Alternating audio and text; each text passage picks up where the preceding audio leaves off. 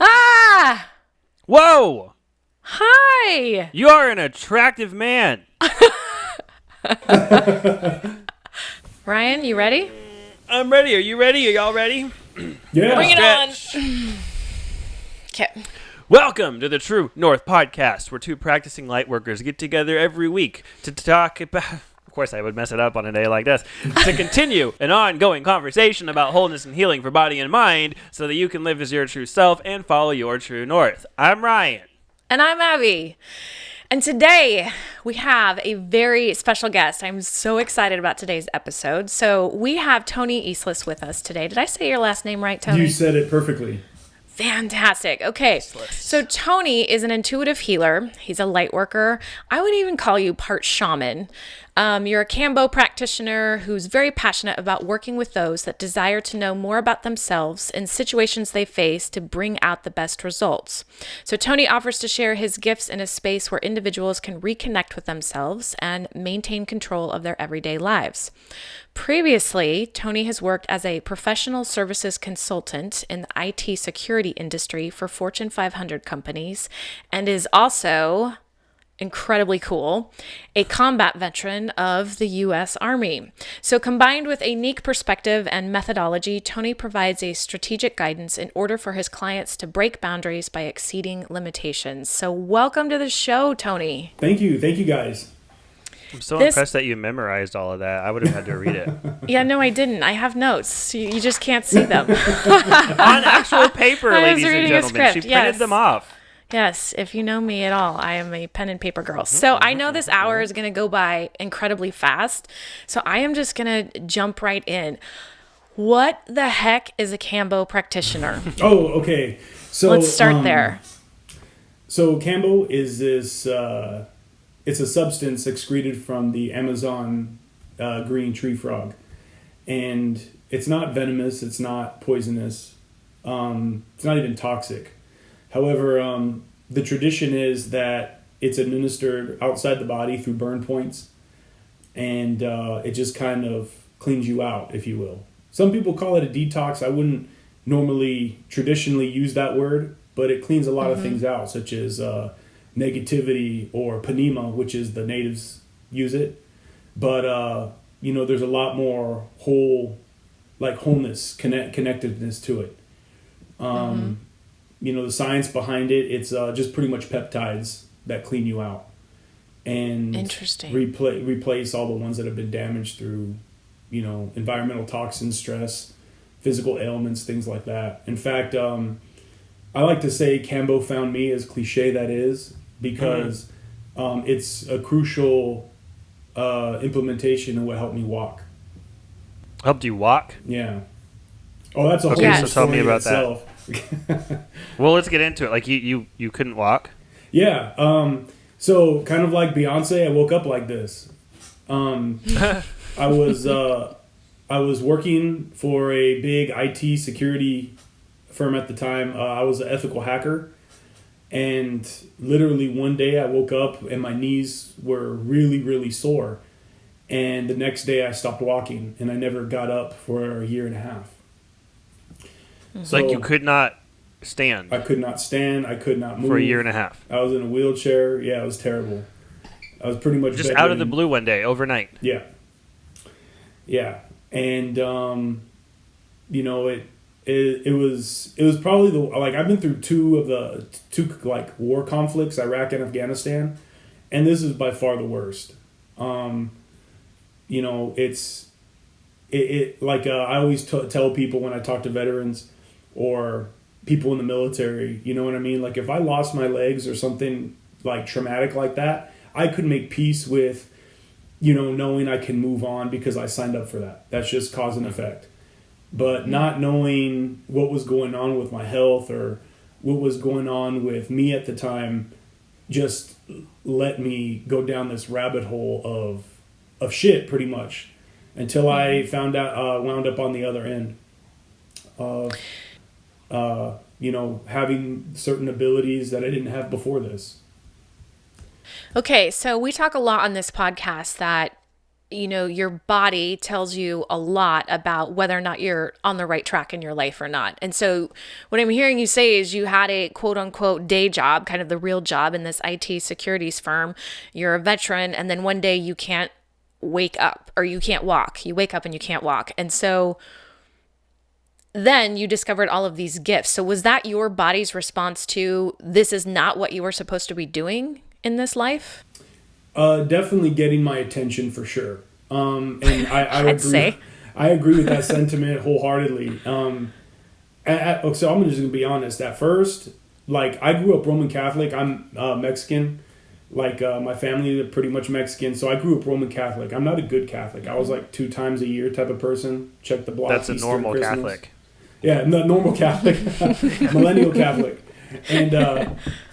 and so I mean, I believed in certain things, but at the same time, I was in the army. I just wanted to kick ass and do good things. And when I got out of the military, I wanted to be quote unquote normal. I didn't want to have the normal stigma of a war vet or homelessness or whatever society kind of puts on you. I'm not really a big fan of labels. And I just wanted to be normal outside the kind of perspective and just do my own thing. And then a year later into, getting this position, I loved it. My clients loved me. My boss loved me. And then all of a sudden, I couldn't walk. I tell people I had the perfect life. I had cars, I had money, I had everything, but I didn't have my health. And what, they had, and I referred to as the gods, the spirits and angels I talked to, I refer to them as gods, that they had my attention. They had something that I was completely out of tune with. And, people there was a few people that said, well, maybe this is humbling, and it just made me more mad. And I got to a point where I lost my mind. I got really depressed because I didn't know what was wrong with me. I saw 7 different doctors. None of them could help me. One gave me pills, and it pretty much poisoned me. I felt like I was dying. Yeah. And I said, after that, no more pills. And then there was an instance where I was going down the rabbit hole, and this other area of hope came up, and it was more of the holistic healing. And then further down the rabbit hole, it was more of the shamanic things, specifically in Mexico with the curanderos and stuff like that, the healers. And I just kind of wound up in this space where all my questions were being answered. Everything made sense. And, again, I was a tough sell. Maybe this is why it happened, for a reason, because I had to get my attention.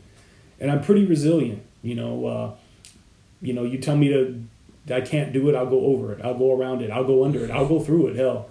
But, when I couldn't move to go through anything or over anything, I was forced to do a lot of self-discovery. And I think that opened a lot more doors in terms of my vibration, my spirituality, my connection, and my different abilities. Okay, so let's get into those abilities. Yeah. Like, what when you say that, what are you talking about? Oh, shit. Okay. So I like to make a joke where I can do anything but read minds and walk on water. That's First a lot of month, things. it was pretty much my first year. In my first year of attaining this awareness, every month I got a new ability or gift. The first month it got my attention because I could hear planets shift. I thought I was losing... Wait. Like with your ears? Yeah, well, yeah. Like what does that sound like? So how did you... I'll tell you exactly what it sounds like. So I came home and I was driving. And this is when I was on a walker. So after I believed in this stuff, I could walk. I just stood up one day, and the first thing I did was... Just believing it. Yeah. Just surrendering to it. Yeah, correct. Surrendering to it would be much... I pretty much said, I don't care anymore, I need to move. I'll do what you want. And then you were able to move. I was able to stand up on a walker, something I couldn't have done in a year and a half. And so did Kambo have something to do with that? Kambo came a little bit later, because Kambo was more of a treatment versus as the prescription. Got it. Okay. Yeah. Sorry, continue. Abilities. Hearing planets. Yeah, so the Shift. first one came when I heard planets shift. So I can drive, and I was walking on a walker. And I came home and I had this crazy ringing in my ears. Now, a lot of people would say, oh, like maybe someone's thinking about you or whatever. But it sounded like a staticky television. And so, and I kept getting a red planet. And I'm like, well, I tell people I ain't the coldest beer in the fridge, but I ain't the warmest either. And I'm like, the only red planet I'm aware of is Mars. So then I come home and I tell my wife, and I'm like, I'm tripping balls here. Like, I have no idea what's going on. I just hear this static, and it's a planet. I can feel it. My body keeps switching directions. Like when I'm walking more to the side.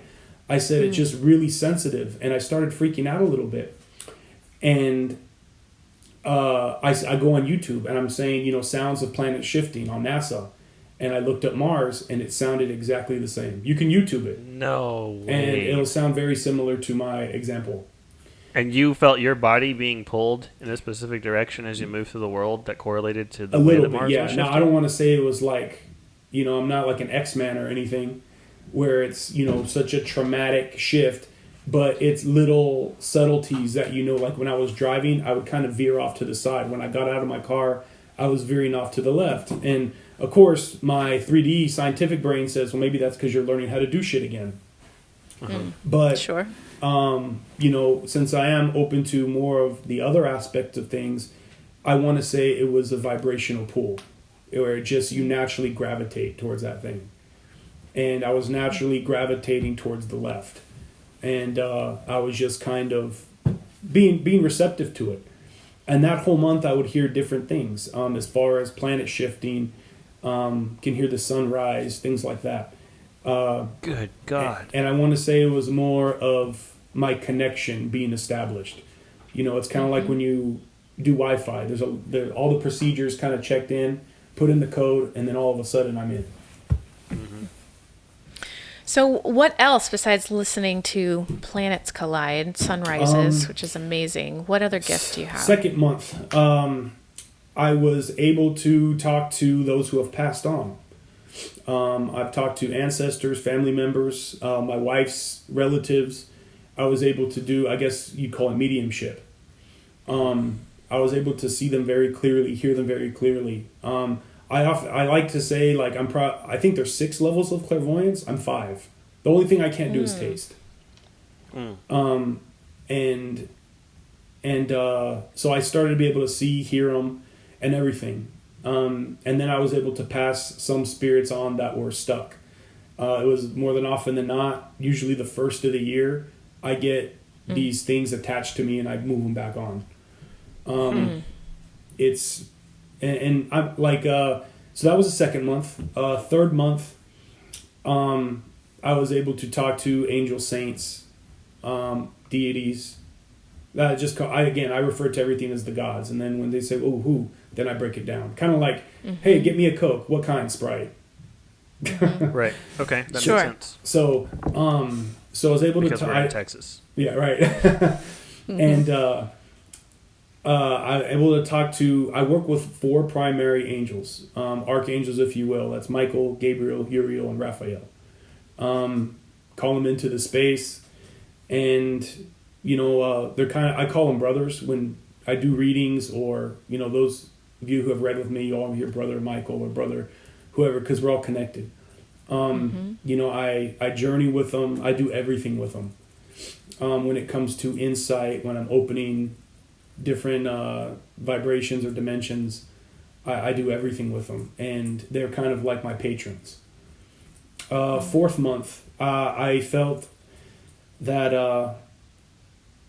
I felt I can talk to sentient things, like plants.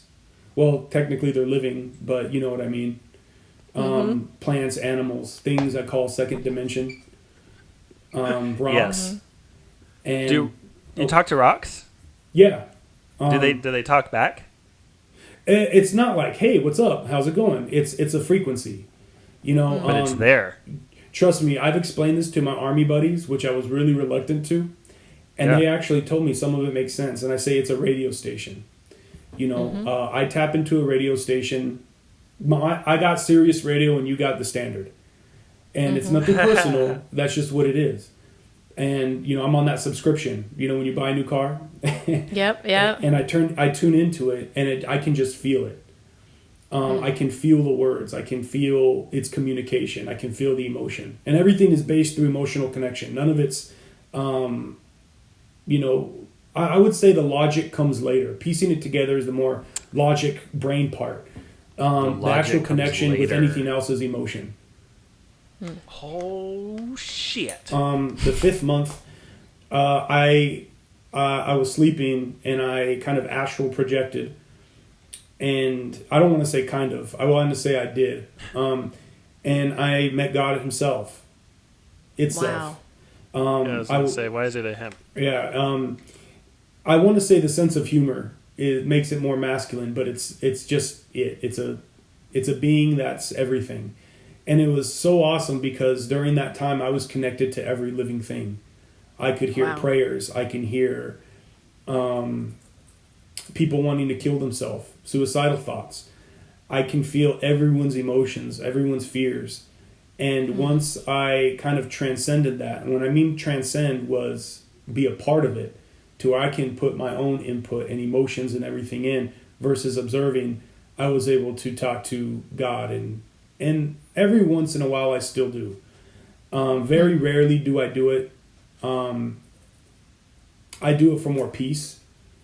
But, it's kind of like if you have faith, you really don't need to. You know what I mean? Like a mother's love, if you will. Like, Sure. She's always going to contact you or write you. You don't necessarily have to keep in contact, but it's there. And, it's always listening. So that was when I truly believed that, and I'm a straight shooter. I'm a ones and zeros type of guy. However, during this experience, I woke up at 4:30 in the morning, and I woke up my wife and I said, "Oh my God, did you hear that? Did you see that?"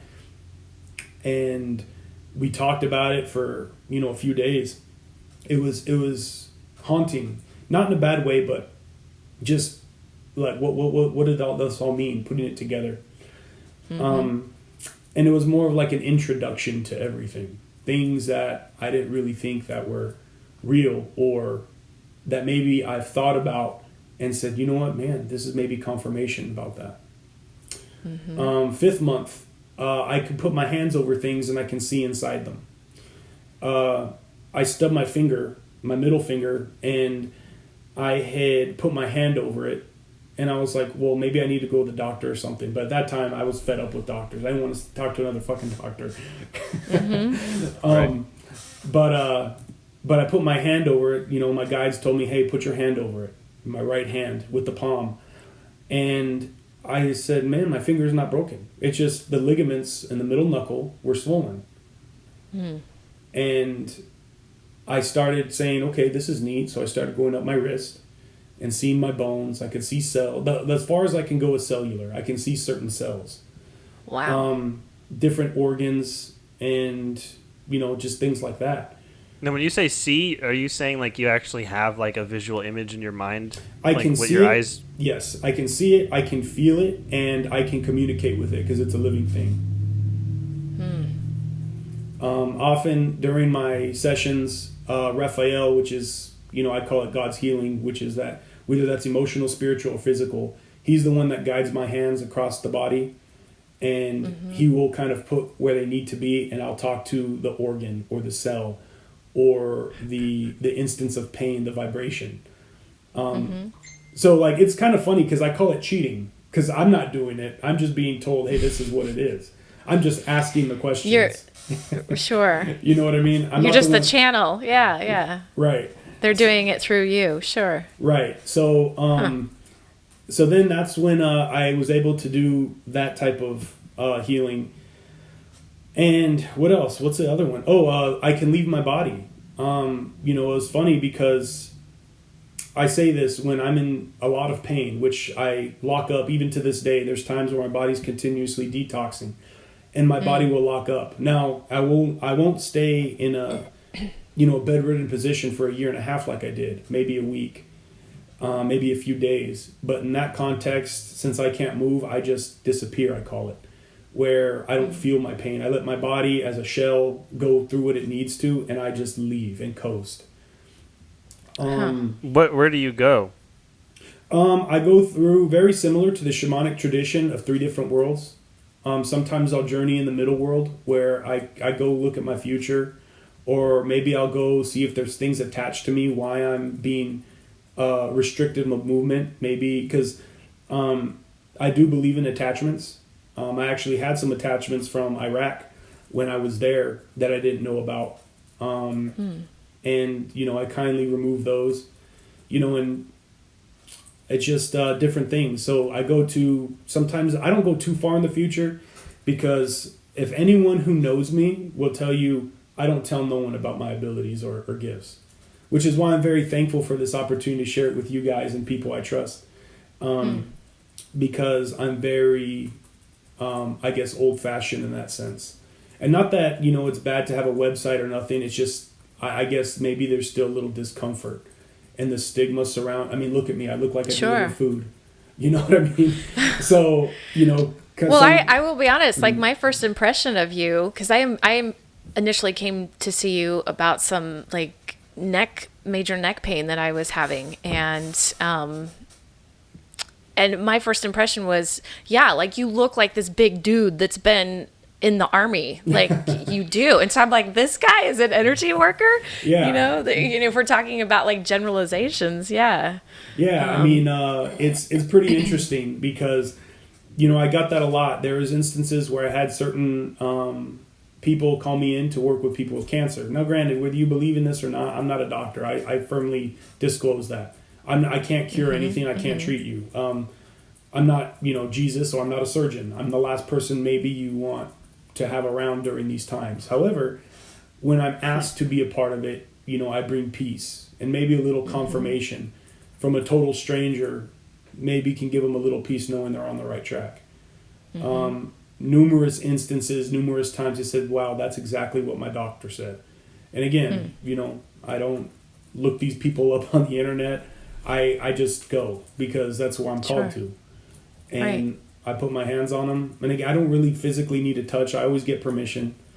But if I need to, I just my palm placement, I tell them what's wrong, or can calm it down a little bit. What I feel I do. Again, the results speak for themselves.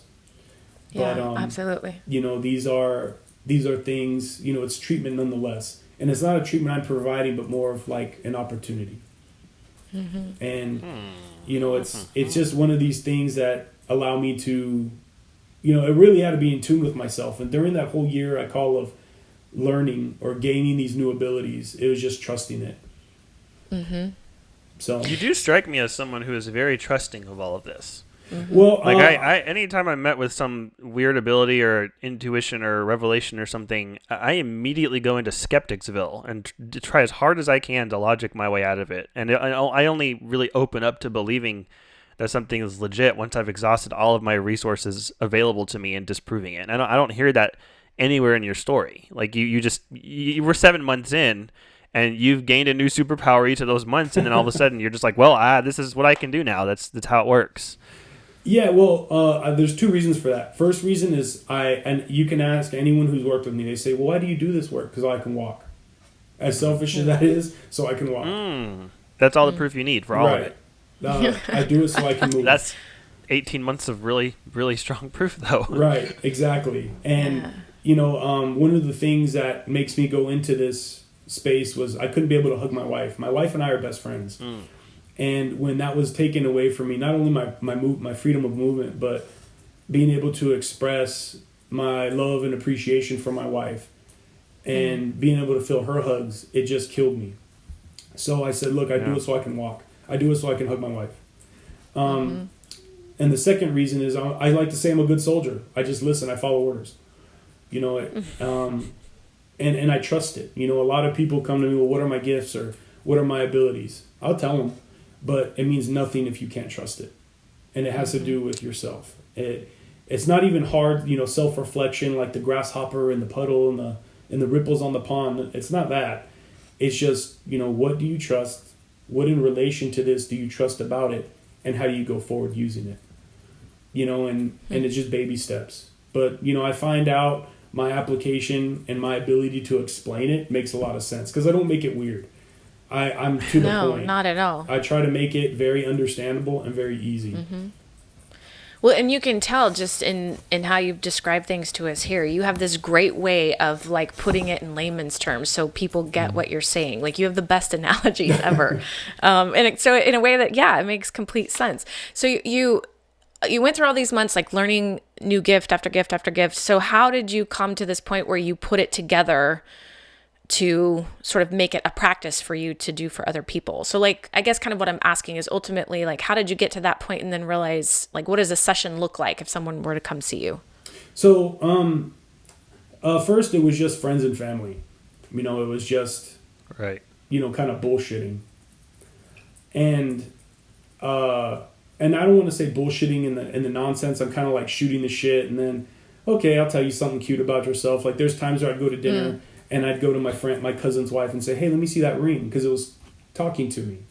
It was speaking to me. It was a giant piece of turquoise. And she's, I think, half Native American. And I said, this isn't your ring, is it? She said, no. I said, it's your grandmother's. And your grandma's not from California. She's from North Dakota. And her jaw dropped in the middle of a, what was it, Wingstop or a B-dubs. And she was like, you don't even know me. Well, I know enough about you to know this is not your ring and it's someone else's. And they're not from California. Yeah. You know, and she was like, well, what else can you tell me? What else do you want to know?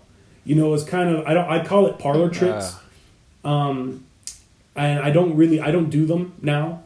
I think they're dumb, but again, with friends and family and a more, you know, kind of talking shit vibe, it's different. Mm-hmm. Right. But then they started saying, hey, I have a friend who needs help.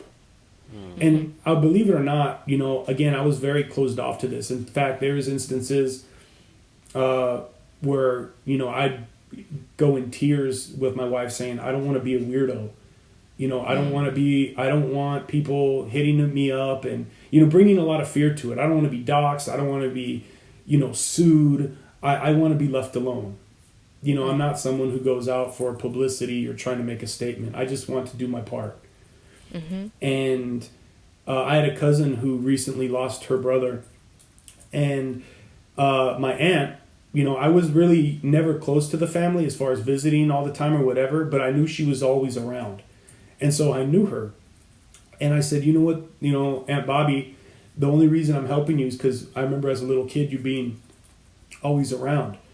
And I started helping them through her son's loss.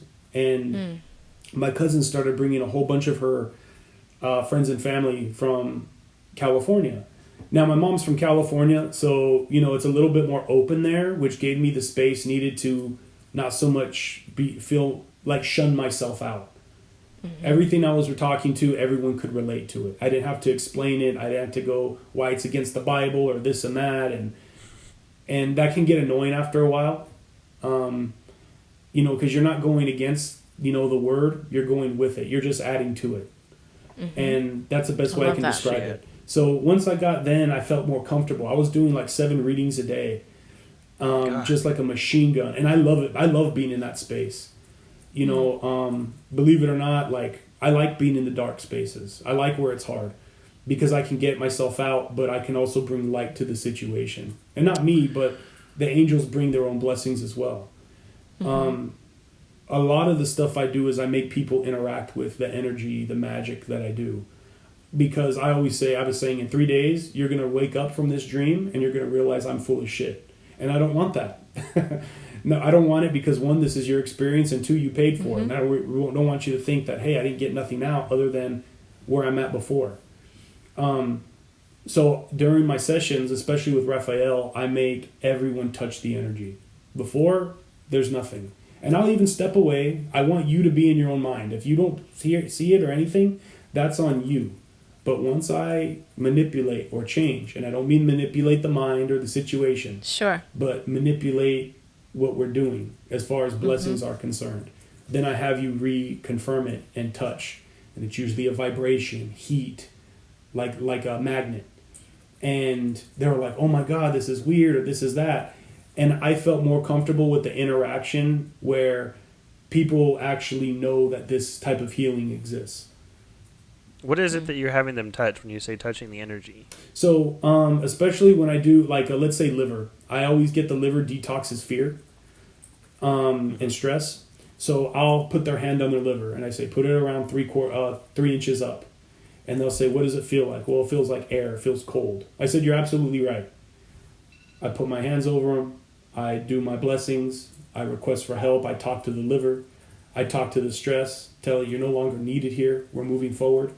And then within the moment's time, I do the same 3 inches above the liver. And now there's a heat. There's a presence. There's a vibration. There's a frequency.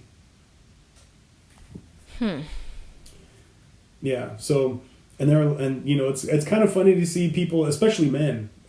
Females are a lot more in tune than men. And you should have seen this with a whole bunch of Army vets at a bachelor party. I was like, hey, hold your hand out and I'm going to put energy in your back and it's going to come out of your hand. And I had my friends just freak out. They said, this is nuts.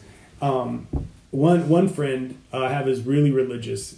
At first, he didn't really talk to me at first because he was like, dude, I don't know what you're doing. I don't know what I'm doing either.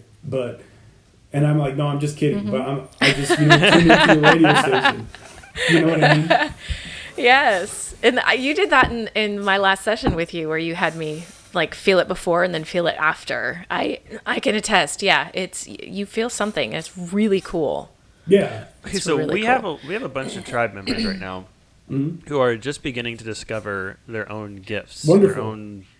And I'm actually kind of one of those. Like, I've been doing energy healing for a few years now, but I've just kind of been playing around with it and not taking it seriously. So I'm also like really starting to actually become the thing. But a lot of the people who find themselves wanting to become part of our tribe, almost as soon as they get in the doors, they start engaging with the community and start awakening to the same types of things that you're talking about. Like, they're just realizing that they have gifts, and maybe they've always had them and they've always like pushed them away because they were afraid or told that they weren't real, or you know. And so, like, what is it like for you? Like, each month you found out that you had a new gift. What was it like for you to realize that you had it, to figure out what it was, get confirmation, learn how to incorporate it into how you are in the world? Like, tell us a little bit more about what that was like from an experiential standpoint for you. So, one, you have to laugh about it. I have a different sense of humor. Some would call it maybe dry, where I laugh at like pain. You know what I mean? Like, not so much pain and suffering, but like when things suck, I laugh. Like, if I have to get a big shot in my hip or my glute, I'm just like, God, this is going to suck. And I start laughing. Not because it's silly or it's humorous, but it's just funny how I'm put in this position right now and shit's going to go down. So, you know, shit's going to go down regardless. And that's how I look at it. You might as well have some control. And learning about what you can control and understanding what you can control most importantly is what gives you confidence to do it. And like, I'll tell you one thing. One time, and this, my wife and I laugh at this all the time. Have you seen that movie Doctor Strange? I think it's like a Marvel or Avengers movie. Yeah. Okay. We look back and that's my life story. I had this perfect life. I couldn't walk, and then all of a sudden, no one wanted to help me. The doctors told me this, and I start going down this tunnel, and I started learning stuff. Now, was it as cool as Doctor Strange? No, because I can never watch that movie again, because it's too personal. It's too. There's times where I'm right there in that depressed state, and I'll start tearing up, and I'm like, okay, movie's done, because it is kind of a weird way to come into knowing yourself for sure, but. One of the aspects is, again, to trust it. You have to trust something, because you're not being led down this path of whether, you know, you call it divine intervention or discovery, by chance. You know, it's all for a purpose, whether it's to help out a certain community, help out certain people, or, you know, even help yourself. And you have to trust that you're in, you know, one step in front of the other. You know, I always recommend when, you know, there's some aspects where I do teach, not very often, but I do. You know, I say, don't go out in the world and portraying this. You have to know yourself.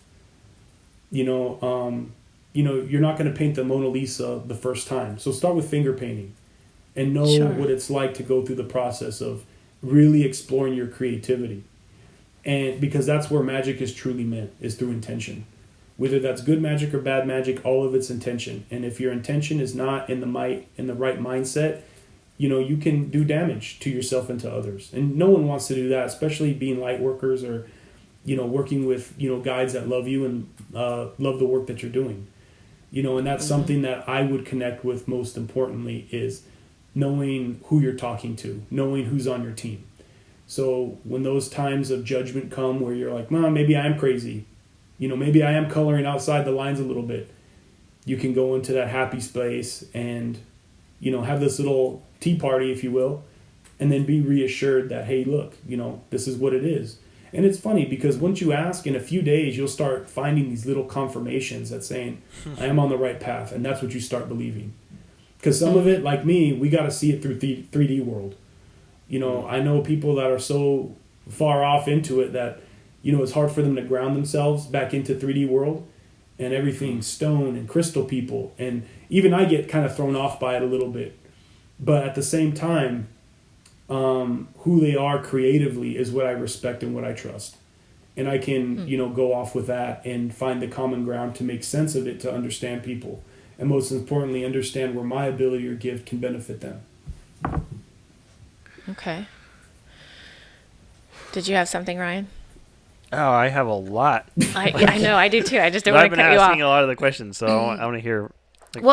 Because I asked this question for myself, but then also others that have asked me too. Like, when you think you have a gift, where do you even start to know what it could possibly be?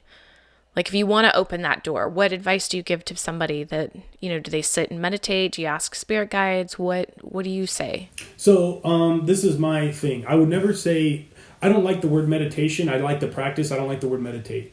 And I feel like it's been used to kind of like I call it an Instagram word, where it's like, oh, I meditate, and I like long walks, and I meditate. It's definitely been commandeered, yeah. Right. It's kind of like, I'm deeper than you, but I don't even know what meditation is.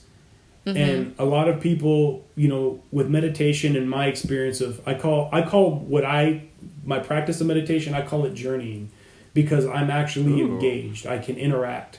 I can touch. I can see. I'm feeling. Meditation, I feel like I'm fishing. I got to wait for it to come to me. And it can often be discouraging. So if, I say, what type of person are you? Well, I'm more passive and I'm kind of in my own little space. Okay, then meditation in that sense may be good for you, and just drift off until something comes. It's like people like me, I'm a plane person. I hate driving. Some people like to drive and just be on the long road and wait till those interesting things make the road interesting. That's perfect for meditation. Me, I'm more actively engaged. I want to touch. I want to see. I want my senses stimulated to know that not only is this real, but I'm part of it. I'm kind of like the party guy. I want to go to a party and say, hey, there's my friends, there's my family, and we're all having a good time, and there's music playing. I must be in a safe space to have a good time. You know what I mean? So, to those who are kind of looking for the balance, though, again, sense of humor. I will tell you, the gods, they love to hear people laugh. They love it. It's the highest form of vibration. Just think, you're not talking, you're not offending anyone, and you're connecting at the same time. It's the highest form of love I can think. Even a baby's first words are never mommy or daddy or God, it's laughter. That's true. So when you're laughing, you're at your, and it's the only vibration that allows you to put yourself first. Ryan and I laugh all the time. Wait. It's the only vibration that allows you to put yourself first. Say more. Correct. Well, so I mean, in all the three trifectas, I find 3 a very powerful number, specifically with my certain circumstance. Mind, body, self, Jesus, God, the Holy Ghost, the 3 lotuses of Buddha, all those different things, 3. When you're laughing, you're connecting all those 3 primarily vibrations. You're forced to put yourself first in the fact that spiritually, your vibration's rising. Emotionally, you're having this whole bunch of self-love. And physically, you're not doing any self-harm. There's no stress. There's no emotional imbalance. It's only 100% pure. So when you're in a state of humor or actively engaging in laughter, that's the best way to do it. Now, I'll tell you a little trick. What I used to like to do. Before I put my hands on people, I put my hands on things. I'll give you before I moved to Austin, I had a realtor. And I share with people my abilities when they say a few key words. I don't tell everyone. Again, I'm very reclusive, and again, giving me an opportunity to speak on it, I'm very thankful for that. People who know me would be like, "Man, he's actually talking about it." Well, I was actually surprised you said yes. Yeah, I only talk to about it with certain people. So, but he said a few of the key words. I looked at my wife and I said, "Dude, I'm going to lay it on you."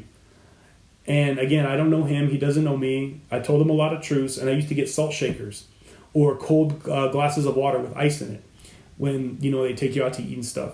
So I said, "Do you mind if I see your water?" And he's like, "Yeah." I said, "Put your hands around it. What does it feel?" "Cold. It's ice water." You could tell it's cold. There's ice in it. There's precipitation coming from it. And I said, "Give me one, just one instance." Put my hands around it. I started smiling. I started laughing. And, kind of like Peter Pan. Think of a happy thought and you'll fly. Uh-huh. Now, it's not that easy. It's not just think of a happy thought, but it's really finding the vibration. It's the language behind the happy thought. And you just transfer it to this glass, which is sand is from the earth. And I touch it, and the next thing you know is like, how is this warm when it's cold? And we laugh. Yeah. And then that vibration gets stronger. So oh my laughter, God. Everyone's spirit, if you've laughed, you've experienced some sort of spirituality. I mean, just think about, how do you connect to a baby who speaks no words, has nothing in common with you other than it came out of make them laugh. both your I body. used to make my kid giggle. Right. Yeah. Try to make them laugh. And That's the laughter highest immediately form of... is a connection. Even when you This makes so much sense. Like Ryan and I laugh all the time, and I always feel like we're vibrating so high. That Very makes so true. much sense. Like I don't laugh with anybody as much as I laugh with you, Ryan. Wow. Everything you've said, Tony, has made so many things make so much sense for me. Oh, I'm telling you, man, it'll blow your mind. Like, why do you if it depends on how connected you are to your guides and what you're trusting.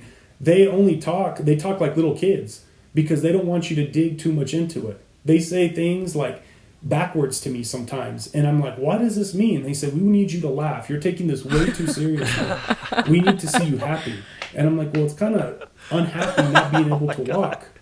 But right? When you can find the happiness in laughter in anything, I'm telling you, that's the key. People say, well, having good health. I think having a good sense of humor is the strongest thing. Wow. And notice, you can go to any third world country, see anyone that's in a wheelchair, or an older person, and the one thing they have in common with you is a sense of humor. Mm-hmm. You can go into Iraq, Haiti, and the first thing they're going to do is joke with you, call you a name, make fun of you. Oh, you're too tall, you're too this, you're too that. And some people say, oh my God, because they have that Instagram mentality. I call it reptilian, not so much like the conspiracy reptilian, maybe, I don't know, but it's very, survival-based thinking, where reptilian brain, right. It's very you're offending me. Instead of saying, oh, I am a lot taller than everyone here, and I'm the odd one out. That's funny to me, and that's funny to everyone else, and that's what connection is all about: is turning something good into something bad. Or no, turning something bad into something good. Turning water into wine. You know what I mean? That's right. Yeah. So we only have a little bit of time left, but I'm really curious to hear more about your guides. You said that when you're seeing things by putting your hands over them, Raphael's the one that's guiding your hands. Are there other are there other things that you do that are governed by a different one of the 4 archangels? Like, do they each have a thing that they help you do? Or yes. Like what is your situation with your... Okay, so I like to say they're all like the Ninja Turtles. I know that's dumb. Yes! But I do it. I almost called them that. I literally almost called them that just now. Yeah, so they're like Ninja Turtles. I always say that. Gabriel, he's like Michelangelo. He's God's direction. And I like to say he's the fun one where people enjoy talking to probably the most because he makes light out of the situation and the direction ahead. People get so flustered, especially Americans, where, we're kind of invested in our opportunities and our outcomes, most importantly our outcomes, and Gabriel says, nope, just have fun. This is what I need you to do. A lot of the times his prescription is to take a vacation, especially with women who are feeling self-conscious. Go try on a dress. You don't have to buy it, just try it. Put on some heels. Not to be like sexist or anything, but if that's the vibration he's trying to connect to of self-love, then you have to appreciate yourself first. And, you know, he definitely makes the connection fun. Archangel Uriel, I call God's wisdom. He tells you what you need to know. Now, he's a little dry. He's kind of like the Donatello of the situation. He's more analytical. He'll break it down as far as what emotions that you need to connect to, and certain things that your gifts will allow you to strengthen on. Meaning, some people need to, you know, grow a garden and feel the earth. I know that sounds a little generic or cliche, but he'll say plant this because it's going to provide you wisdom. This energy's giving it off. You know, eat this. It's what you're lacking. It's because it provides you hardiness or, you know, whatever.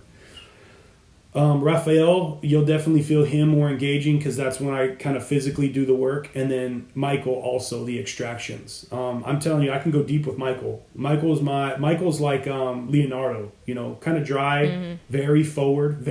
He talks to you like an older brother. He'll tell you suck. No, I'm just kidding. He won't go that far. But he'll tell you where you're messing up and what you can do about it. He's God's protection, God's forthright. And then Raphael's obviously God's healer. So, but Michael, he's probably the other physical one. Like when I do extractions of entities or negativity, he's the one I go to all the time. 100%. Yeah. Now, I don't want to confuse that with like exorcisms or anything like that. It's just some people carry a lot of negativity. And he's the one that, you know, shines a light on it and tells it to leave. Well, like I can relate to that because I had a lot of negative energy once with my biological father, and then this most recent time some stuff with my mother, and it is a negative energy that you'd mentioned. So yeah, I mean, just to kind of confirm what you're saying, like I know exactly where that comes from. So when you said it was no surprise to me, and then you were able to move that out. So yeah, I mean, you know, and it's funny because a lot of negativity goes to the spine, will go to the brainstem, go to your hips, go to an aspect where movement is, you know, physically necessity for control, to move, to go forward. And that's where I see a lot of negativity built up. Oh, I have it in my hips, my neck hurts, my back, my shoulders. I'm hunched over. And, you know, Michael will go in there and allow it to be removed. And again, everything I do is permission with the angels first and foremost, and with them. And, you know, it's just cool. I'll tell you one thing. It's kind of like a kickback session, man. It's like, it's unlike where I tell you, oh, you must be in a situation that sucks. I don't really like stating the obvious things. I let the angels do the talking. I just interpret for the angels. They'll tell you everything where you're at. I say during my readings, there's two things. One, some people get people in the beginning. Some people work with babies and can say, look, this baby's going to be an engineer. Highly recommend you get them in STEM, math, whatever, and help them cultivate those abilities or gifts. Or some people get with the old or death and dying. Me, I get them right in the middle. I always get someone between a big move at the crossroads. Not the Bone Thugs and Harmony song. It's like a big life-changing thing. Could be transformation. And you know, it's kind of nice to know that these angels are on your team, and they all talk to you. They talk to you normal. You know, they talk to you, but they know you. And I say, you know, a good reading, and not just mine, you know, I'm not tooting my own horn. I like to say I give good readings because I'm confident in what I hear and what I see. And I'm confident, and most importantly, in the person I'm reading for. I see you the way God sees you. Not to make any comparison between me and him, but I have to, because I have to see you as the ultimate light in this situation. Sure. And that's how the angels see you. So when we are looking through the same lens, we can bring that love and positivity that person needs to go forward. And, you know, a lot of the readings are 85% confirmation. All the angels will tell you where you're at now, and how it's making you feel, and why you're here. 10% of that is what you need to do about it. And then 5% is anything coming in the future. Obviously, they do say the good and the bad. Okay, this is what happens if it works out in your favor, if you choose to improve. A lot of people use the word change. Change scares people, and it's too, and more often than not, it's needed more than the journey. I say improve. Every day you improve. When you use the bathroom, you improve. You improve your health. You know what I mean? So you really don't have to do nothing to improve. You're automatically going to do it. And, you know, if you don't do this thing, it's not so much a gun to your head, but it's like if you continue being this punching bag or continue not living and accepting who you are in God's eyes or the divine's eyes or your mission here on earth, then this is what's going to look like. Mm-hmm. And I hate to be the bearer of bad news. And maybe that's why I couldn't walk. Because I ask anyone who's read for me, don't be like me. I'll say, do not learn the hard way, please. I'll beg you. Don't like me. Well, and that's kind of exactly what you said is very much the concept of what the work and I that Ryan do and what we talk a lot about on this podcast. It's true north because we're really talking about living in your highest good, to be your best self in this lifetime. And, you are reaffirming everything that we say in a much more eloquent way. Sorry, Ryan. No, Tony is poetry. Like do you realize that everything you're saying is just poetry? Like that's the only word I can think of for it. It's I am in shock right now. Well, I can tell you one thing. I have a list of things that the angels tell me, and I'll tell people. I talk bad. Again, I ain't the coldest beer in the fridge, but I ain't the warmest either. And I'll show people on my phone, look, you can't Google this stuff. It's not there. This is strictly from my journeys, and I'll soon get it. And I'm just like, I don't talk this way. There's people. This is me, and this is them. Yeah, and I can definitely confirm that you completely transform in a session, and how you talk as Tony, like right now as you're speaking to us, and then how you it's like your language is completely different because, like you said, that's their words, and that's just coming through them. But that was one of the neatest experiences when I first had a session with you. Is I knew immediately just because you completely transformed out of Tony, into this beautiful channel for all these angels. And that was really clear. That was really evident. So, but I want to shift. I'm sorry, go ahead. No, that's okay. I want to shift gears real quickly because we are getting close to the end of our time. But so you're doing a lot of this. I'm sure it has to be energetically really hard on you. So talk a little bit about like your self-care. What's sort of your daily ritual and what do you do for you to make sure that you're not taking on all this stuff and this energy and this negativity that you're drawing out of people? So the first thing I do when I get out of bed, before my feet even touch the ground, I ground. I vibrate. My radio station is like heavy metal. It can be good or bad. It's not, like smooth jazz. It's like heavy metal. It can be really loud and obnoxious, or it can get you going.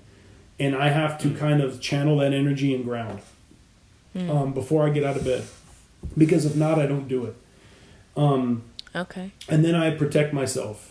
I kind of put this ball of energy around myself again before I get out of bed, and it's kind of like my own ritual.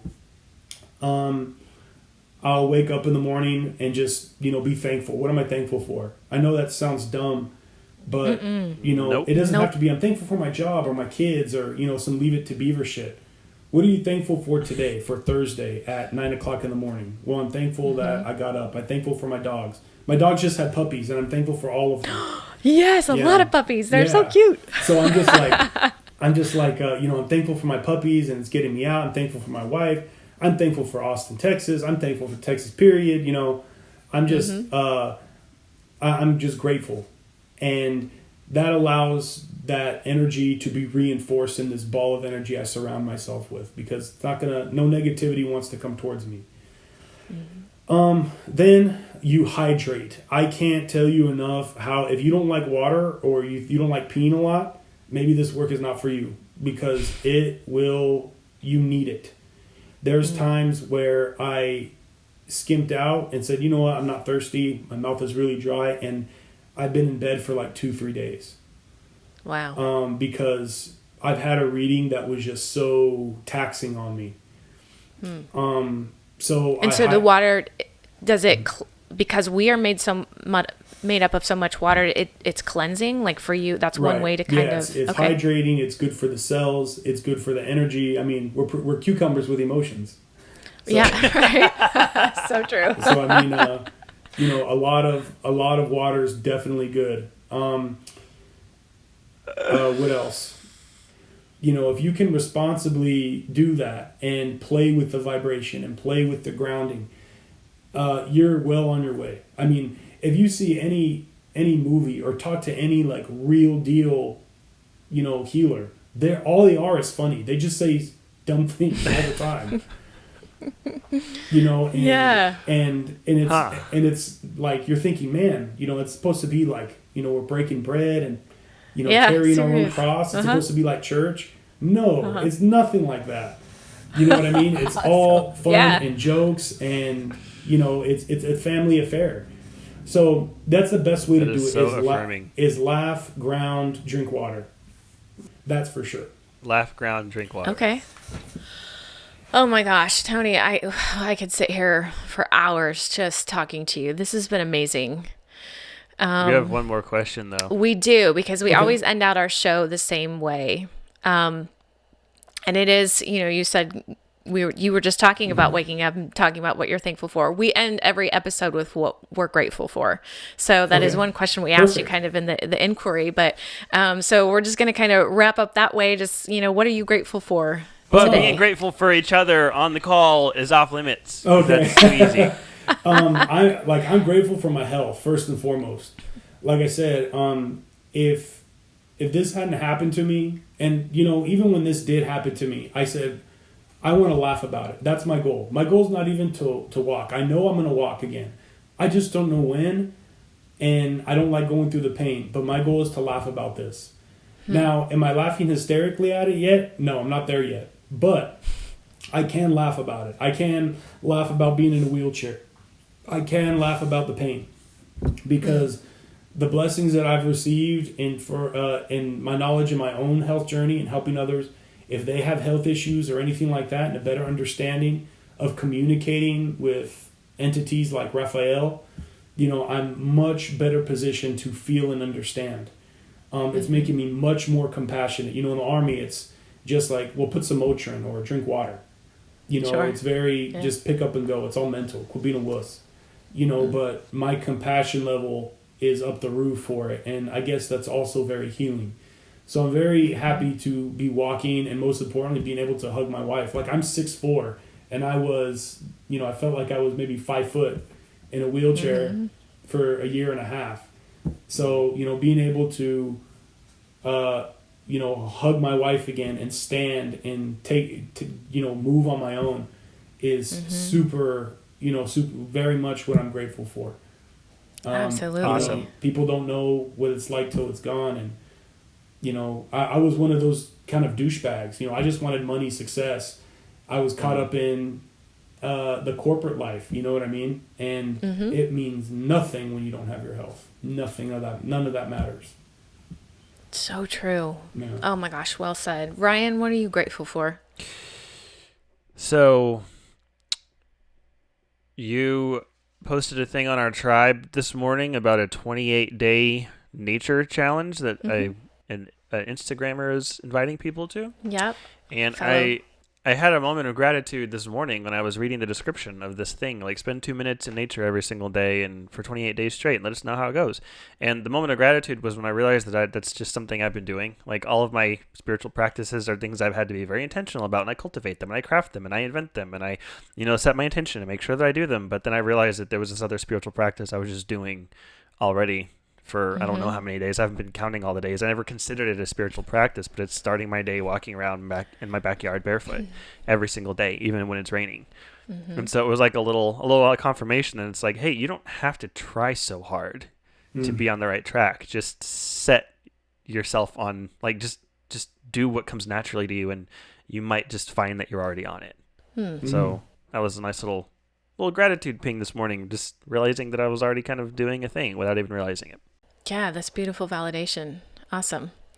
Well, Tony, I am grateful very much for you, and not just because you're on. You're cheating. No. Let me clarify. Not just because you're on the podcast, because if you weren't, I would still be very grateful to you, and for you, because without you are one of like the teachers in my life, and you do validate so much information for me, that I'm hearing and feeling, and so if you didn't put this work out there, if you just would ignore these gifts and not have done it, like that would have altered the course of my life. It's like you drop this drop in the bucket and now the ripples, we're talking about the ripples going out, but they've touched me. It's now affected me in a way that is incredibly significant. So, I am just in awe that you came on the show today. Yes, I know. I am grateful that you are here sharing this because I just want everybody to hear it. Too, because it has completely, radically changed my healing practice in a way that I didn't see coming, and I have to reevaluate everything now.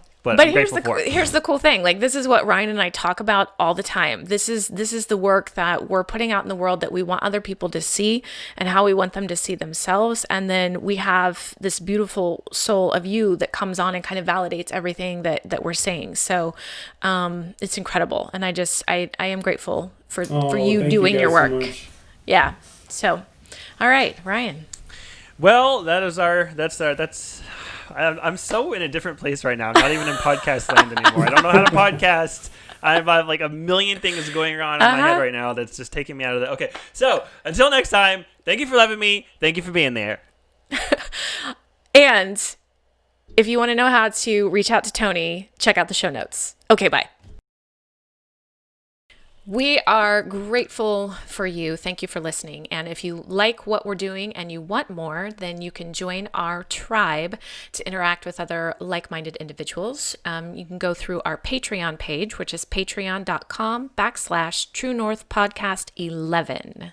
Is it Podcast 11 or is it True North 11? Oh, shit. It's in our show notes. If you want more than that, you want some more hands-on healing stuff that we do, I do actual energy healing and body work, and Abby does life coaching and workshops. And you can find the URLs in our show notes when we figure out what they are. Mm-hmm. And we are always trying to increase our reach and bring more people to find their true north. So we would really appreciate it if you could leave a review and rate it in whatever podcast platform you use. Done. That's perfect. What about the gratitude?